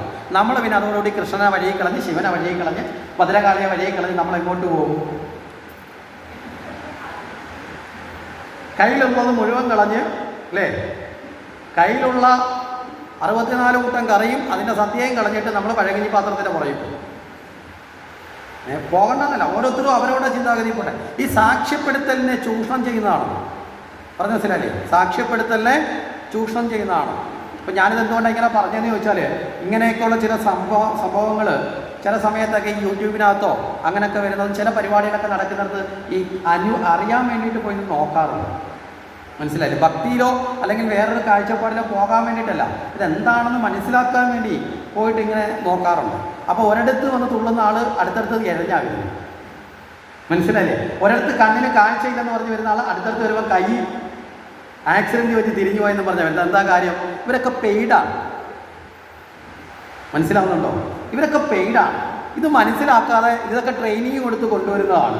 പല സ്ഥലത്തായിട്ടിരിക്കും, ഓരോ സമയത്തായിട്ട് പറയുമ്പോൾ ചാടി എഴുന്നേറ്റ് ഉരുണ്ട് വരും, ചിലർ തുള്ളിക്കൊണ്ട് വരും, ചിലർ എഴഞ്ഞുകൊണ്ട് വരും, ചിലർ വയറ്റിൽ വലിയ മുഴയുണ്ടായിരുന്നെന്ന് പറയും. മനസ്സിലാവുന്നുണ്ടോ? ഇതിന് ഏതെങ്കിലും ഒരു എക്സ്ട്രാ ഫിലിമൊക്കെ പൊക്കിപ്പിടിച്ച് നമ്മളെ കാണിക്കും. നമുക്ക് ആർക്കെങ്കിലും എക്സ്ട്രാ നോക്കാൻ അറിയാമോ? എക്സ്റേയുടെ ഫിലിം അങ്ങോട്ട് പൊക്കി കാണിച്ചിട്ട് ഇവിടെ ഇത്രേ, ചിലതൊക്കെ കേട്ടാൽ ചിരി വരും. 5 സെൻറ്റിമീറ്റർ ഗ്യാപ്പ് ഉണ്ടായിരുന്നു എന്നൊക്കെയാണ് പറയുന്നത് പ്രഭാഷകൻ. 5 സെൻറ്റിമീറ്റർ പോയിട്ട് ഒരു 1.5 സെൻറ്റിമീറ്റർ നട്ടലിന് ഗ്യാപ്പ് വന്നവൻ 3 നിൽക്കില്ല. മനസ്സിലായോ? പറയുന്നതാ. അപ്പോൾ നമ്മളിവിടെ നിന്ന് ഞെട്ടിക്കും, 5 സെൻറ്റിമീറ്റർ ഗ്യാപ്പോ? അപ്പോൾ എനിക്ക് ആകെ ഇച്ചിരി മില്ലി ഗ്യാപ്പേ ഉള്ളൂ, അപ്പോൾ ഞാനും ഇതിൻ്റെ കൂടെ പോയാൽ മാറും. ഇതാണ് നമ്മളെ പലപ്പോഴും ഹൈജാക്കിയത്. ഇതൊക്കെ യാഥാർത്ഥ്യങ്ങളാണ്. ഇവിടെ നമ്മൾ അന്ധവിശ്വാസങ്ങളുടെ പുറവിലല്ല പോകേണ്ടത്. നമുക്ക് യുക്തി കൊണ്ടും മനസ്സിലാക്കാൻ ഭാഗവതത്തിലൊരു ഭാഗമില്ലെങ്കിൽ ആ ഭാഗത്തെ ഉപേക്ഷിച്ചേക്കണം. മനസ്സിലായില്ലേ? വെള്ളം തൊടാതെ ആരും വിഴുങ്ങരുത്. നമുക്ക് യുക്തിയിൽ മനസ്സിലാക്കി അതിൻ്റെ സാങ്കത്യം മനസ്സിലാക്കി നമ്മുടെ ബോധതലവുമായി അത് സമരസപ്പെടുമ്പോഴാണ് അത് സ്വീകരിക്കേണ്ടത്. ശരിയല്ലേ? നമ്മളിപ്പോൾ ഒരു സദ്യക്ക് പോയി കഴിക്കാനിരിക്കുമ്പോൾ നമ്മുടെ ഇടയിൽ ഒരു 19 കൂട്ടം കറി കൊണ്ട് വിളമ്പിയാലും നമുക്ക് താല്പര്യമുള്ളതും ഇഷ്ടമുള്ള കറിയല്ലേ നമ്മൾ എടുക്കാറുള്ളൂ. ചില കറി തൊട്ട് നോക്കിയിട്ട് നമ്മൾ വേണ്ടാന്ന് വെച്ചിട്ട് പിന്നെ തൊടാത്ത കറി കാണത്തില്ലേ? ചിലത് തൊടാത്തതേ കാണും, ചിലത് തൊട്ട് നോക്കിയിട്ട് ഉപേക്ഷിക്കുന്നതും കാണും. ചില കറി നമ്മൾ പൂർണ്ണമായും തീർത്തും വിടും ഇല്ലേ? ആരെങ്കിലും വിളമ്പുന്ന ആളും ഒന്ന് പറയാം, പറ്റത്തില്ല, ഞാൻ വിളമ്പിയത് നീ അതും കഴിക്കണമെന്ന് പറയാറുണ്ടോ? ഇല്ല. ഇതുപോലെയുള്ള സ്വാതന്ത്ര്യം എവിടെയുണ്ട്? ഹിന്ദുവിനകത്ത്. ഇപ്പം നമുക്ക് ബോധ്യമുള്ളത് അടുത്തിരിക്കുന്ന ആൾ ഉപയോഗിക്കുന്ന എല്ലാം നമ്മൾ ഉപയോഗിക്കണം എന്നില്ല. വ്യത്യസ്തമുണ്ടാവും. ചിലർക്ക് ഭൂതനാമോക്ഷം ഇഷ്ടപ്പെടും, ചിലർക്ക് ഭഗവാനെ വരലി കിട്ടിയതായിരിക്കും, ചിലർക്ക് വെണ്ണാപകരമായിരിക്കും, ചിലർക്ക് കുളിക്കാൻ പോകുമ്പോൾ തുണി വാരിക്കൊണ്ടു പോയതായിരിക്കും, ചിലർക്ക് കാളിയ നടനമായിരിക്കും. മനസ്സിലായില്ലേ? അവരവരുടെ മനോഭാവം അനുസരിച്ച് അവരവർക്ക് ഇഷ്ടപ്പെടും. ഈ കഥകളെല്ലാം ഒരേ തത്വത്തിലേക്കാണ് വരുന്നത്. പക്ഷേ വ്യത്യസ്ത കഥകൾ എന്തിനാണ് കൊടുത്തിരിക്കുകയെന്ന് വെച്ചാൽ വ്യത്യസ്തരായ ആൾക്കാർക്ക് വ്യത്യസ്ത മനോഭാവത്തോടെ അവർക്കത് ഉറപ്പിക്കാൻ വേണ്ടിയിട്ടാണ്. അപ്പോൾ ഇവിടെ സ്വന്തം ചരിതത്തെ ആര് സാക്ഷ്യപ്പെടുത്തുന്നു? നാരദർ പറയാണ്, ഹേ വ്യാസ, ഞാൻ പൂർവജന്മത്തിൽ ഒരു ദാസീപുത്രനായിരുന്നു. ഞാനൊരു ദാസിയുടെ പുത്രൻ ആയിരുന്നു. ദാസീപുത്രൻ എന്ന് പറഞ്ഞാൽ എന്താ? മറ്റുള്ള വീടുകളിലൊക്കെ ഈ വീട്ടുപണിക്ക് പോകുന്ന ഒരു സ്ത്രീയുടെ മകനായിരുന്നു. കുട്ടിക്കാലത്തെ അച്ഛൻ നഷ്ടപ്പെട്ടു. എനിക്ക് 5 വയസ്സൊക്കെ പ്രായമുള്ളപ്പോഴും അമ്മയുടെ കൂടെ എവിടെ പോകും? അമ്മ ജോലി ചെയ്യുന്ന വീട്ടിൽ പോകും. കാരണം വീട്ടിൽ ഒറ്റയ്ക്ക് ആക്കണ്ടാച്ച അമ്മ കൂടെ കൊണ്ടുപോകും. എനിക്ക് അമ്മയ്ക്ക് ഞാനും മാത്രമാണ് ആശ്രയം അല്ലേ? കുട്ടിക്കാലത്ത് നമുക്കൊക്കെ അങ്ങനല്ലേ? നമ്മളെല്ലാ വീട്ടിലെ കുഞ്ഞുങ്ങളുടെയും കുട്ടിക്കാലത്ത് ആശ്രയം ആരാ? അമ്മയാണ്. അമ്മയ്ക്ക് നമ്മളും അല്ലേ? അമ്മയ്ക്ക് നമ്മളും നമുക്ക് അമ്മയുമാണ്. ആ കുഞ്ഞുങ്ങൾക്കൊക്കെ കുട്ടിക്കാലത്ത് ഒരു ശുദ്ധിയും കൂടെ ഉണ്ട്. അമ്മ എന്ത് ചെയ്താലും ആ കുഞ്ഞതിൻ്റെ കൂടെ പോയി ചെയ്യും അല്ലേ? അമ്മ ഒരു വലിയ വെള്ളമെടുത്തുകൊണ്ട് പോയാൽ കുഞ്ഞൊരു ചെറിയ അതിൻ്റെ തൊലിപ്പുറമെങ്കിലും എടുത്ത് കുഞ്ഞ് കൂടെ ചെല്ലും. അമ്മ ചെടിക്ക് കൊണ്ടുവന്ന് വെള്ളം ഒഴിക്കുമ്പോൾ കുഞ്ഞ് കൈ കൊണ്ടെങ്കിലും കോരിക്കൊണ്ട് ഒഴിക്കും. മനസ്സിലാവുന്നുണ്ടോ? അമ്മ ചൂല് കൊണ്ട് മിറ്റം അടിക്കുമ്പോൾ കുഞ്ഞ് ഒരു കമ്പെടുത്തെങ്കിലും ആ കരിയില നീക്കി കളയില്ലേ? ഇതൊക്കെ ചെയ്യും. കാരണം എന്താ? കുഞ്ഞുനാളിൽ ആ മനസ്സ് ശുദ്ധമാണ്. പക്ഷെ വളർന്നു കഴിഞ്ഞാൽ അമ്മയുടെ നടു ഒടിഞ്ഞാൽ പോലെ ഇരിക്കുന്നിടത്തുനിന്ന് അവനെ എണീക്കത്തില്ല. എണീക്കൂ മനസ്സിലായില്ലേ? നടു ഒടിഞ്ഞാൽ പോലെ അമ്മ നടു ഒടിഞ്ഞ് വെള്ളം കോരിയാലും വിറക് കീറിയാലും അമ്മ ജോലി ചെയ്താലും ഇരിക്കുന്ന സ്ഥലത്തുനിന്നോ മൊബൈലിൻ്റെ മുമ്പിൽ നിന്നോ ഇരിക്കുന്ന സ്ഥലത്തുനിന്നോ ടിവിയുടെ മുമ്പിൽ നിന്നോ അവൻ എണീക്കത്തില്ല. ഇതാണ് ഇപ്പോഴത്തെ അവസ്ഥ. എന്താ? വളർത്തി നമ്മൾ എന്ത് ചെയ്തു? നല്ല മനസ്സുള്ള കുഞ്ഞിനെ എവിടെ എത്തിച്ചു എന്ന് വേണമെങ്കിൽ പറയാം. മനസ്സിലായില്ലേ? അവനിലുള്ള നന്മകളിൽ പലതും നമ്മൾ കൂടിച്ചേർക്കേണ്ടത് കൃത്യമായി ചേർത്തില്ലാത്തത് കൊണ്ട് അവൻ സ്വയം ചേർത്ത് വെച്ചത് പലതും അവനെ രൂപപ്പെടുത്തുന്നു. ഇതൊക്കെയാണ് അതിൻ്റെ ഒരു കാഴ്ചപ്പാട്. ശരി, ഇവിടെ അമ്മയെ സഹായിക്കാൻ വേണ്ടി കുട്ടി കൂടെ കൂടും. അങ്ങനെ ഇരിക്കെ ആ വീട്ടിലേക്ക് കുറേ മഹർഷിമാർ വന്നു ചേർന്നു. ഈ മഹർഷിമാരുടെ യാത്ര എന്ന് പറഞ്ഞാൽ ഒരിടത്ത് തങ്ങില്ല. അവരിങ്ങനെ യാത്ര ചെയ്തുകൊണ്ടിരിക്കും. ലോക നന്മയ്ക്ക് വേണ്ടി സ്വന്തമായി യാതൊന്നും സംഭരിച്ചു വെക്കാതെ കിട്ടുന്നത് ഭുജിച്ച് കിട്ടുന്ന സ്ഥലങ്ങളിൽ അന്തിയുറങ്ങി ഞാനെന്ന ഭാവത്തിൻ്റെയും എൻ്റേതെന്ന ഭാവത്തിനും ഉടമസ്ഥരാകാതെ സഞ്ചരിക്കുന്നവരാണ് സന്യാസിമാർ. അപ്പോൾ ചോദിക്കും, ഇപ്പോഴത്തെ സന്യാസിമാരൊക്കെ ആശ്രമങ്ങളിലെ സമ്പത്തിലെ ഓരോ കാലത്തിന് വ്യത്യാസമുണ്ട്. എല്ലാ സന്യാസിമാരും ഒരുപോലെ ആവണമെന്നില്ല. സന്യാസിമാർ തന്നെ ബഹുവിധമുണ്ട്. മനസ്സിലായില്ലേ? നമ്മൾ വിചാരിക്കുന്ന കാക്ഷായ ഇടുന്നവരെല്ലാം സന്യാസത്തിൽ വിവാഹം കഴിക്കുന്നവരുണ്ട്. വശിഷ്ഠൻ, അത്രി മഹർഷി, ഗൗതമ മഹർഷി, പുരാണങ്ങളിൽ തന്നെ സന്യാസിമാർ വിവാഹം കഴിച്ചിട്ടുള്ളവരുണ്ടില്ലേ? ഉണ്ടോ ഇല്ലയോ? മഹർഷിമാരുണ്ട്. പിന്നെ ഈ അവധൂത സന്യാസിമാരുണ്ട്. അതായത് കണ്ട സന്യാസിയാണെന്ന് പോലും തോന്നില്ല.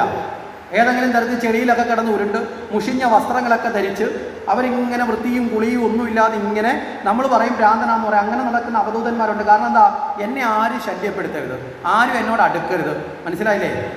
എനിക്ക് മനസ്സെപ്പോഴും ആരും ലയിക്കണം ഭഗവാൻ. അതുകൊണ്ട് അവരെപ്പോഴും അവർ സ്വയമേവ തന്നെ അവർ മറ്റൊരു ഭാവം കാട്ടി ഇങ്ങനെ നടക്കും. അങ്ങനെയുള്ള അവധൂതന്മാരുണ്ട്. ഇപ്പോഴും ഉണ്ട്. ജീവിച്ചിരിക്കുന്ന അനവധി അവധൂതന്മാരുണ്ട്, അവധൂത സന്യാസിമാരുണ്ട്. അത് കണക്കിന് കുടീചികനും ബഹൂചികനും ഇങ്ങനെ പറഞ്ഞ വിവിധ സമ്പ്രദായത്തെ ബ്രഹ്മചാര്യ സന്യാസികളുണ്ട്. ചില ആൾക്കാർ പരിപൂർണമായും ജനങ്ങളിടയിലേക്ക് വരാതെ ഏതെങ്കിലും ഗിരികവാടങ്ങളിൽ മാത്രം പോയി തപസ് ചെയ്യുന്ന ആൾക്കാരുണ്ട്. അപ്പം പലതരത്തിലുണ്ട്. അപ്പോൾ ഇതിൽ കുറേ സന്യാസിമാർ ഇങ്ങനെ യാത്ര ചെയ്ത് വന്നു. ആ സന്യാസിമാർ ചാതുർമാസ്യ വ്രതം എന്ന് പറയുന്ന ഒരു വ്രതം, അതായത് 4 മാസക്കാലം പ്രകൃതി അനുകൂലമല്ലാത്ത സമയത്ത്, മഴയും മറ്റു തരത്തിലൊക്കെയുള്ള അനുകൂലമല്ലാത്ത സമയത്തും ഇവർക്ക് മറ്റു യാത്രകൾ ചെയ്യാൻ പറ്റാത്ത സാഹചര്യത്തിൽ ഇവർ ഏതെങ്കിലും ഒരു സ്ഥലത്ത് താമസിക്കും. അവർക്കൊക്കെ തങ്ങാൻ പറ്റുന്ന ഒരു സ്ഥലത്ത് താമസിച്ച് അവിടെ ഇരുന്നു കൊണ്ട് ഇതുപോലെയുള്ള ജ്ഞാന ചർച്ചകൾ നടത്തും. പരസ്പരം ഓരോരുത്തരും അവരവരറിഞ്ഞ കാര്യങ്ങൾ അവരവർ മറ്റുള്ളവർക്ക് പകർന്നു കൊടുക്കും, മറ്റുള്ളവരിൽ നമ്മൾ സ്വീകരിക്കും. അങ്ങനെ എന്ത് ചെയ്യും? ഒരു റീഫില്ലിങ്. നമ്മളെ വീട്ടിലെ ഗ്യാസൊക്കെ തീർന്നു കഴിഞ്ഞാൽ നമ്മൾ വീണ്ടും കൊണ്ടുവന്ന് റീഫില്ല് ചെയ്യുന്നത് കണക്ക് അറിവ് കൊണ്ട് എന്ത് ചെയ്യും? റീഫില്ല് ചെയ്യും. കൂടുതൽ അറിവ് നേടി വീണ്ടും ഇവർ 4 മാസം കഴിഞ്ഞാൽ വീണ്ടും യാത്ര ചെയ്യും പല ഭാഗത്തേക്ക്. അങ്ങനെയുള്ള സന്യാസിമാർ വന്ന് എവിടെ ചേർന്നു? ഈ വീട്ടിൽ വന്നു. ഈ വീട്ടിൻ്റെ ഗൃഹനാഥൻ അല്പം സമ്പന്നനൊക്കെ ആയതുകൊണ്ട്, അതുകൊണ്ടാണല്ലോ വീട്ടിൽ ജോലിക്കൊക്കെ ആളിന് നിർത്തിയിരിക്കുന്നത്, അദ്ദേഹം ഇവരോട് ഇവിടെ താമസിക്കാനുള്ള സൗകര്യം ചെയ്തു കൊടുത്തു. കാരണം ഇവർ താമസിക്കുന്നതിന് മഹാപുണ്യമായിട്ടാണ് അദ്ദേഹം കരുതുക. കാരണം മഹാഋഷീശ്വരന്മാർ, അനവധി തീർത്ഥാടനങ്ങളിൽ നടത്തിയിട്ടുള്ളവർ, അനവധി സത്സംഗങ്ങളിൽ പങ്കെടുത്തവർ, മഹാത്മാക്കളുടെ പാദസ്പർശം തന്നെ നമ്മുടെ വീടിനെയും നമ്മുടെ ജീവിതത്തെയൊക്കെ എന്ത് ചെയ്യും? ആ മഹത്വത്തിലേക്ക് ഉയർത്തും. അങ്ങനെ ഇവർക്ക് താമസിക്കാൻ ഉള്ള സ്ഥാനം ചെയ്തു കൊടുത്തു. എന്നിട്ട് പറഞ്ഞ് ഇവരെ ശുശ്രൂഷിക്കുന്നതിന് വേണ്ടി, ഇവർക്ക് ആവശ്യമായ കാര്യങ്ങൾ ഒരുക്കി കൊടുക്കാൻ, പരിചരിക്കാൻ വേണ്ടി ഈ ദാസിയെ ചുമതലപ്പെടുത്തി. ഇവർക്ക് ആവശ്യമുള്ള ചായ ഇട്ട് കൊടുക്കാനോ കുടിവെള്ളം കൊടുക്കാനോ ഭക്ഷണം കൊടുക്കാനോ അവർക്ക് മറ്റ് പൂജാദ്രവ്യങ്ങൾ ഇങ്ങനെ ആവശ്യമുള്ളത് എന്ത് വേണമല്ലോ ആ വീട്ടിൽ ആര് ചെയ്യണം? ഈ ദാസി ചെയ്തു കൊടുക്കണം. അങ്ങനെ ഏൽപ്പിച്ചു. ഈ അമ്മ ചെയ്യാൻ തുടങ്ങിയാൽ അമ്മയുടെ കൂടെ ആരും ചെയ്യും? ഈ കുട്ടിയും ചെയ്യാൻ തുടങ്ങി. അങ്ങനെ ഈ വ്രതം ഇങ്ങനെ നീണ്ടുപോയി. ഈ പൂജയ്ക്കുള്ള സാധനങ്ങൾ മുഴുവൻ അമ്മയോടൊപ്പം കുട്ടി കൊണ്ടുകൊടുക്കും, പൂക്കളൊക്കെ പിച്ചി കൊടുക്കും. പിന്നെ സാധാരണ കുട്ടികൾക്കുണ്ടാകുന്ന ഒരു ദൗർബല്യം ഈ കുട്ടിക്കുണ്ടായിരുന്നില്ല. എന്താ കുട്ടികൾക്കുള്ള ദൗർബല്യം? എന്തെങ്കിലുമൊക്കെ ചെയ്തു കഴിഞ്ഞാൽ വീണ്ടും അവൻ കളിപ്പിക്കാനായിട്ട് ഓടിപ്പോകും അല്ലേ? പക്ഷേ ഈ കുട്ടി അങ്ങനെ ആയിരുന്നില്ല. എല്ലാം ചെയ്തു കഴിഞ്ഞിട്ട് ബാക്കി കിട്ടുന്ന സമയത്ത് ഈ ഋഷീശ്വരന്മാർ പറയുന്നത് ശ്രദ്ധിച്ച്, മനസ്സിലാവോ ഇല്ലയോ എന്നുള്ളതൊക്കെ രണ്ടാമത്തെ വിഷയം, പക്ഷേ ഇവർ പറയുന്നത് ശ്രദ്ധിച്ച് അവിടെ പോയി ഇങ്ങനെ ഇരിക്കും. ഇവർ പറയുന്നത് മുഴുവൻ അവിടെ നിന്ന് കേട്ടുകൊണ്ടേ ഇങ്ങനെ ഇരിക്കും. അങ്ങനെ വന്നപ്പോൾ ഈ മഹർഷിമാർക്കൊരു ഇഷ്ടം തോന്നി. കാരണം കുട്ടികൾക്ക് സാധാരണ ഇല്ലാത്ത ശീലമാണ് എവിടെയെങ്കിലും അടങ്ങി ഒതുങ്ങി ഇരിക്കുക എന്ന് പറഞ്ഞത്. അപ്പോൾ അടങ്ങി ഒതുങ്ങി ഇരിക്കൽ മാത്രമല്ല, ഭഗവാനിലൊരു അഭിരുചിയും കൂടി ആർക്ക് തോന്നുന്നു? ഈ കുട്ടിക്ക് തോന്നുന്നു. അങ്ങനെ ഈ മഹർഷിമാർ യാത്ര പറഞ്ഞു പോകാൻ നേരത്ത് ഇവർ ചോദിച്ചു, എന്ത് വരം വേണം? കുട്ടി പറഞ്ഞ് വരമൊന്നും കുട്ടിക്ക് അറിയത്തില്ല. അപ്പോൾ ചോദിച്ചാൽ എന്ത് ആഗ്രഹമാണെന്നൊക്കെ ചോദിച്ചു. അപ്പോൾ പ്രത്യേകിച്ചൊരു ആഗ്രഹമില്ല, ഇവിടെ ഒരു അവസരം കിട്ടി. ആ അവസരത്തിൽ ഭഗവാനെ കുറിച്ച് പറയുന്നത് കേട്ട് അവിടെ ഇരുന്നു എന്ന് മാത്രമേ ഉള്ളൂ. അവസാനം ഇവർ നിർബന്ധിച്ചപ്പോൾ കുട്ടി പറഞ്ഞു, നിങ്ങൾ എല്ലാ ദിവസവും ഈ ശംഖുചക്ര ഗദാപത്മധാരിയായ ഒരാളിനെ കുറിച്ച് പറയുന്നില്ലേ, കിരീടമൊക്കെ വെച്ചിരിക്കുന്നത്, ആ ആളിനെ ഒന്ന് നേരി കണ്ടാൽ കൊള്ളാം. സിമ്പിൾ കാര്യം. കുട്ടി ചോദിച്ച നിസ്സാര കാര്യമാണ്. നമ്മളിപ്പോൾ ഒരു കാര്യത്തെക്കുറിച്ച് എന്നും നമ്മുടെ കുഞ്ഞിനോട് പറഞ്ഞാൽ ആ കുഞ്ഞിനത് കാണാൻ ആഗ്രഹം വരുത്തില്ലേ? മനസ്സിലായില്ലേ? എന്നും നമ്മളൊരു കാര്യത്തെക്കുറിച്ച് പറഞ്ഞാൽ കുട്ടിക്ക് തോന്നുന്നു അത് കാണണമെന്നൊരു ആഗ്രഹം വരും. അപ്പോൾ അതുപോലെ ആ ഒരു ആഗ്രഹം നിമിത്തം, മനസ്സിലായില്ലേ, ആ ഒരു ആഗ്രഹം നിമിത്തമാണ് ഈ കുട്ടി എന്ത് ചെയ്തതോ? ഈ ഒരു ആഗ്രഹം പറഞ്ഞത്, എനിക്ക് ശംഖുചക്ര ഗദാപത്മധാരിയായിട്ടുള്ള ആ രൂപത്തിനെ ഒന്ന് കാണണം. ഇത്രയേ ഉള്ളൂ. ഇവിടെ ആരെയാ കാണേണ്ടത്? സാക്ഷാൽ ഭഗവാനെയാണ്. മഹായോഗിമാർ തപസ് ചെയ്താൽ പോലും സാധിക്കാത്ത കാര്യമാണ്. കുട്ടി നിസാരഭാവത്തിൽ അവൻ്റെ മനസ്സിലുള്ളൊരു മോഹം കൊണ്ട് അവൻ എത്തിയത്. എന്താ കാരണം? അവൻ്റെ മനസ്സ് ശുദ്ധമാണ്. ഭഗവത് കഥകൾ കേട്ട് കേട്ട് കൂടുതൽ രതിയുണ്ടായിരിക്കുന്നു. അഭിരുചി ആരിലുണ്ടായി? ഈശ്വരനിൽ ഉണ്ടായിരിക്കുന്നു എന്നുകൂടി നമ്മൾ മനസ്സിലാക്കേണ്ടതുണ്ട്. അപ്രകാരം ആ കുട്ടി ഈ ചോദ്യം ചോദിച്ചു. ഋഷീശ്വരന്മാർ പറഞ്ഞു, നീ വല്ലാത്ത ചോദ്യമാണ് ചോദിച്ചത്, എന്നാലും നിൻ്റെ ആഗ്രഹം, ഭഗവാനോടുള്ള ഈ ആഗ്രഹം, ഈശ്വരനോടുള്ള ഒരാഗ്രഹവും ഒരിക്കലും എന്താവുകയില്ല, ആ വിഘ്നം വന്നു പോവുകയില്ല. അതുകൊണ്ട് അതുണ്ടാകട്ടെ എന്ന് ഞങ്ങളും കൂടെ പ്രാർത്ഥിക്കാം. ഞങ്ങൾക്ക് വരം തരാനുള്ള ശക്തിയില്ല, പിന്നെന്ത് ചെയ്യാം? ഞങ്ങളും കൂടി പ്രാർത്ഥിക്കാം. കാരണം എന്താ? ഈ ഋഷീശ്വരന്മാർക്ക് പോലും സാധിക്കാത്ത മോഹമാണ് ആര് ചോദിച്ചത്? ഈ കുട്ടി ചോദിച്ചിരിക്കുന്നത്. അപ്പോൾ ഞങ്ങളും പ്രാർത്ഥിക്കാം എന്ന് അനുഗ്രഹിച്ചു. എന്നിട്ട് പറഞ്ഞു, ഇതിനു വേണ്ടി നീ എന്ത് ചെയ്യണം? ഏകാന്തമായ സ്ഥലത്ത് പോയിരുന്ന് നീ ഭഗവത് ധ്യാനം ചെയ്യണം. മനസ്സിലായില്ലേ? വെറുതെ ഇരുന്നാൽ പോരാ, ഏകാന്തമായ. എന്തിനാ ഏകാന്തമായ സ്ഥലം എന്ന് പറയുന്നത്? ഏകാന്തമായ സ്ഥലമെന്ന് പറയപ്പെടുന്ന വെച്ചാൽ മറ്റ് ശ്രദ്ധയിലേക്ക് പോകാതിരിക്കാൻ, മനസ്സ് ഒരിടത്ത് അടങ്ങി നിൽക്കാൻ വേണ്ടിയിട്ടാണ്. അപ്പോൾ ഏകാന്തമായ സ്ഥലത്ത് പോയിരുന്ന് നീ ഭഗവാനെ സ്മരിക്കാൻ പറഞ്ഞു. അങ്ങനെയാണെങ്കിൽ നിനക്കാരെ കിട്ടും? ഭഗവാനെ കിട്ടും എന്നുകൂടി പറഞ്ഞു. അപ്പോൾ ഇതൊക്കെ കേട്ടു. ഈ കുട്ടിക്ക് ഇങ്ങനെ പോകണമെന്ന് ആഗ്രഹമുണ്ട്, പക്ഷേ ഇപ്പോൾ പോകാൻ പറ്റില്ല. മഹർഷിമാർ പോയി അവിടെ നിന്ന്. ഇപ്പോൾ ഇവിടുന്ന് പോയാൽ അമ്മയെ പിരിഞ്ഞ് ഏകാന്തമായ സ്ഥലത്ത് വനത്തിൽ പോയാൽ അമ്മയെ കാണാൻ പറ്റില്ല ദിവസങ്ങളോളം. എത്ര നാൾ വേണ്ടി വരുമെന്ന് അറിയില്ല. അമ്മയ്ക്ക് ദുഃഖം ഉണ്ടാവും, തനിക്കും ദുഃഖം ഉണ്ടാവും. അതുകൊണ്ട് കുട്ടി തൽക്കാലത്തേക്ക് എന്ത് ചെയ്തു? ഭഗവാനെ കാണുന്ന അവിടെ നിന്ന് നിർത്തിവെച്ചു. അങ്ങനെ ഒരു ദിവസം അവിചാരിതമായിട്ട് അമ്മയെ ഒരു സർപ്പം കടിച്ചു. അത് രാവിലെ അമ്മ വീട്ടിലെ കർമ്മങ്ങളൊക്കെ ചെയ്യാൻ വേണ്ടി ഇറങ്ങിയപ്പോൾ ഒരു സർപ്പം കടിച്ച് അമ്മ മരണപ്പെട്ടു. ഈ അമ്മ മരണപ്പെട്ട അമ്മയുടെ സംസ്കാരാദി കാര്യങ്ങളൊക്കെ കഴിഞ്ഞു. അമ്മ നഷ്ടപ്പെട്ടു പോയി. ആ സമയത്ത് കുട്ടിക്ക് അമ്മ പോയതിൻ്റെ ദുഃഖമുണ്ട്. പക്ഷേ മറുഭാഗത്ത് തൻ്റെ ജീവിതത്തിൽ ഏകാന്തമായി ഈശ്വരനെ തേടിപ്പോകാൻ മുന്നിലുണ്ടായിരുന്ന ഒരു തടസ്സം അമ്മയോടുള്ള മമതയാണ്. ആ ഒരു അർത്ഥത്തിൽ ഭഗവാൻ ഈ ദുഃഖമാണെങ്കിലും ദുഃഖം ഒരു അവസരമാക്കി തന്നിരിക്കുന്നു എന്ന് സ്വയം ചിന്തിച്ചു. ഇവിടെ നല്ലൊരു ചിന്തയാണ് നമ്മൾ മനസ്സിൽ വെക്കേണ്ടത്. നമ്മളൊക്കെ ജീവിതത്തിൽ ദുഃഖങ്ങൾ ഉണ്ടാകുമ്പോൾ അല്ലേ, ഈ ദുഃഖങ്ങളെയൊക്കെ നമ്മൾ ഏതോ വലിയ ഭീമാകാരമായ അവസ്ഥയായി കാണുന്നതാണ് നമുക്ക് പറ്റുന്ന അബദ്ധം. പല ദുഃഖങ്ങളും ശരിയായ ജീവിതത്തിലേക്ക് പോകാനുള്ള ചിന്തയ്ക്കുള്ള അവസരമാണ്. എന്തുകൊണ്ട് ഈ ദുഃഖം എനിക്ക് വന്നു എന്ന് ഏതെങ്കിലും ദുഃഖം വരുമ്പോൾ നമ്മൾ ചിന്തിച്ചിട്ടുണ്ടോ? ഉണ്ടോ? രക്ഷപ്പെടാനുള്ള വഴിയെക്കുറിച്ച് മാത്രം ചിന്തിക്കും. മനസ്സിലായില്ലേ? ഈ ദുഃഖം എന്തുകൊണ്ട് ഉണ്ടായി എന്ന് ചിന്തിക്കുകയാണെങ്കിൽ ഈ ദുഃഖത്തിൽ നിന്ന് രക്ഷപ്പെടാനുള്ള മാർഗം അവിടെ തെളിഞ്ഞും വരും. നമ്മുടെ മനസ്സിനെ മറ്റേതെങ്കിലും ശ്രേഷ്ഠമായ വഴിയിലേക്ക് പോകാനുള്ള ഒരവസരം വരും. ഈ കുട്ടി ചിന്തിക്കുകയാണ്, അമ്മ മരണപ്പെട്ടു, ഇനി എത്ര ദുഃഖിച്ചാലും അമ്മ തിരിച്ചു വരുമോ? ഒരിക്കലും വരില്ല. അപ്പോൾ പിന്നെ ആ ദുഃഖം കൊണ്ട് ഫലമുണ്ടോ? ഇല്ല. ഫലമില്ലാത്തൊരു ദുഃഖം നമ്മൾ ചുമന്നുകൊണ്ട് നടന്നിട്ട് കാര്യമുണ്ടോ? നമ്മൾ ഇതുപോലെ ഒരു ഫലവും ഇല്ലാത്ത ദുഃഖങ്ങൾ അനവധി കൊണ്ടു നടക്കുന്നില്ലേ? അല്ലേ? ഉണ്ടോ ഇല്ലയോ? ആരാ ഇത് വിട്ട് കളയേണ്ടത്? നമ്മൾ തന്നെയാണ്. നമ്മുടെ മനസ്സിനെ അസ്വസ്ഥമാക്കുന്നത് മുഴുവൻ നമ്മൾ തന്നെ വാരിയിട്ടിട്ട്, നമ്മൾ കിടക്കാനുള്ള കട്ടിലിൽ നമ്മൾ അതിനകത്ത് കുറേ മുള്ളൊക്കെ വാരിയിട്ടിട്ട് കയറി കിടന്നിട്ട് അയ്യോ കൊള്ളുന്നതെന്ന് വിളിച്ചിട്ട് വല്ല കാര്യമുണ്ടോ? ഇതുപോലെയാണ് അകത്തിരുന്നുകൊണ്ട് കൊള്ളുന്നതാണ് മനസ്സിൽ കിടക്കുന്നത്. അപ്പോൾ ദുഃഖിച്ചിട്ട് കാര്യമില്ലാത്ത ദുഃഖങ്ങളെയൊക്കെ ഉപേക്ഷിക്കുക. ദുഃഖിച്ചിട്ട് കാര്യമുള്ള ദുഃഖത്തെ അല്ല ഇഷ്ടപ്പെടേണ്ടത്, അതിൻ്റെ പരിഹാരത്തെ കണ്ടെത്തുക. കുട്ടി ഇവിടെ ചിന്തിച്ചെന്താ? ഇതൊരു അവസരമാണ്. ആരെ നേടാൻ? ഭഗവാനെ നേടാൻ.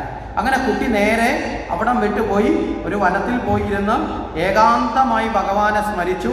അങ്ങനെ ഭഗവാന്റെ നാമം ചൊല്ലി കുറേ ദിവസം കഴിഞ്ഞപ്പോൾ ഭഗവാൻ പ്രത്യക്ഷപ്പെട്ടു. ഭഗവാന്റെ ആ രൂപം കണ്ട ആനന്ദത്തോടെ ഉള്ളിലുണ്ടായിരുന്ന രൂപമുണ്ടല്ലോ മഹർഷിമാർ പറഞ്ഞു കേട്ടത്, അതങ്ങ് മാഞ്ഞുപോയി. പകരം മാഞ്ഞു പോയപ്പോൾ അറിയാതെ വിഷമത്തോടെ അയ്യോ അതെവിടെ പോയെന്നറിയാൻ കണ്ണു പറഞ്ഞപ്പോൾ മുമ്പിൽ നിൽക്കുന്ന കയ്യൊന്ന് കുപ്പി ഭഗവാനെ എന്ന് പറഞ്ഞ് കണ്ണടച്ചതിന് മുമ്പ് അതും വാങ്ങി.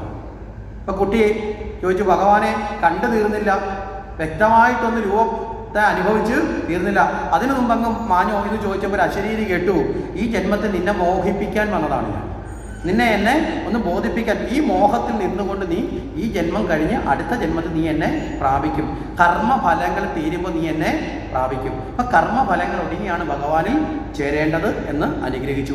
ഈ കുട്ടി ആ ജന്മം മുഴുവൻ ഈ ദാസീപുത്രൻ ഭഗവത് ചരിതങ്ങളൊക്കെ ചൊല്ലി ആ ജന്മം കഴിഞ്ഞു. അങ്ങനെ അടുത്ത ജന്മത്തിൽ ഈ കുട്ടിയാണ് ആരായി ജനിച്ചത്? നാരദനായി വന്നത്. അപ്പോൾ ഈ കുട്ടിക്ക് നാരദനാവാനുള്ള ഭാഗ്യം കിട്ടിയത്, ദാസീപുത്രന് നാരദ ഋഷിയാവാനുള്ള ഭാഗ്യം ലഭിച്ചത് ഈ മഹർഷിമാരുടെ സത്സംഗം കേട്ടത് കൊണ്ടാണ്. അല്ലേ? കേട്ടിട്ട് തപസ് ചെയ്തത് കൊണ്ടല്ല, തപസ് ചെയ്യാൻ സാധിച്ചത് ഇത് കേട്ടത് കൊണ്ടാണ്. ഇത് കേട്ടത് കൊണ്ടല്ലേ ആ രൂപത്തെ കാണണമെന്നുള്ള മോഹം വന്നത്. മനസ്സിലായില്ലേ? അപ്പോൾ ഇതുപോലെ ഭഗവത് ചരിതം കേൾക്കുക എന്നത് മഹാഭാഗ്യമാണ്. അവിടെയാണ് ഭാഗവതത്തിൽ നമ്മൾ ഒന്നുകൂടി ഉറപ്പിക്കുന്നത്, ജന്മജന്മാന്തരേ ഭവേ പുണ്യം. ഭാഗവതം കേൾക്കുക എന്ന് പറയുന്നത് ജന്മജന്മാന്തരം കൊണ്ടുണ്ടാകുന്ന പുണ്യമാണ്. മനസ്സിലായില്ലേ? ആ പുണ്യത്തിലേക്കാണ് ഭഗവാന്റെ സത്സംഗത്തെ നാരദ മഹർഷി നയിക്കുന്നത്. അതുകൊണ്ട് ഈ ഭാഗവതം ആരാശ്രയിക്കുന്നോ അവരിലേക്ക് ആര് പ്രവേശിക്കും? ഭഗവാൻ പ്രവേശിക്കും. ഇനി ഇവിടെ ശുഭമഹർഷിയും വ്യാസനും ഒക്കെ പറയുന്നത് ഭാഗവതത്തെ സംബന്ധിച്ചോളം ഭാഗവതം പറയുന്നതും ഭഗവാൻ, ഭാഗവതം കേൾക്കുന്നതും ഭഗവാൻ. മനസ്സിലായില്ലേ? ഇവിടെ ഇരുന്നുകൊണ്ട് പാരായണം ചെയ്യുന്നവരും ഭാഗവതത്തെ വ്യാഖ്യാനിക്കുന്ന ആചാര്യനും ഒക്കെ ഭഗവാൻ എങ്ങനെയാണ്? അവരുടെ ഉള്ളിലിരിക്കുന്ന ഭഗവാനാണ് ഇത് പറയുന്നത്.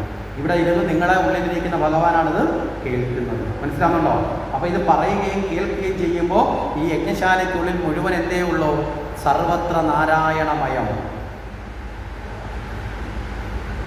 കർണാമലത്തിലെ വരിയിലെ കാണുന്നതൊക്കെ നാരായണ പ്രതിമ, കേൾക്കുന്നതൊക്കെ നാരായണ ഗീതം എന്നതുപോലെ സർവത്ര നാരായണമയത്തിലാണ് നമ്മൾ.